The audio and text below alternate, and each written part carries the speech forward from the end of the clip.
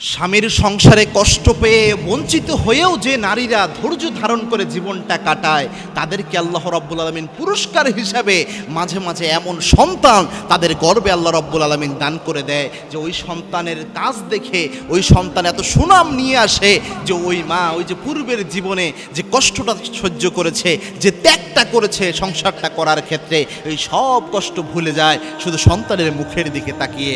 এজন্য প্রিয় বোনেরা, এমন বহু ঘটনায় পৃথিবীতে রয়েছে, আপনার স্বামী এই জন্য যদি খারাপ হয়, শ্বশুরবাড়ির লোকরা যদি কিছু কথাবার্তা শোনায়, আপনার যদি কষ্টে কলিজা ছিঁড়েও যায়, আপনি চেষ্টা করেন ধৈর্য ধারণ করে সংসারটা করার জন্য।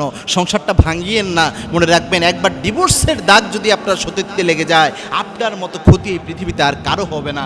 এই জন্য চেষ্টা করেন সংসারটা করার জন্য।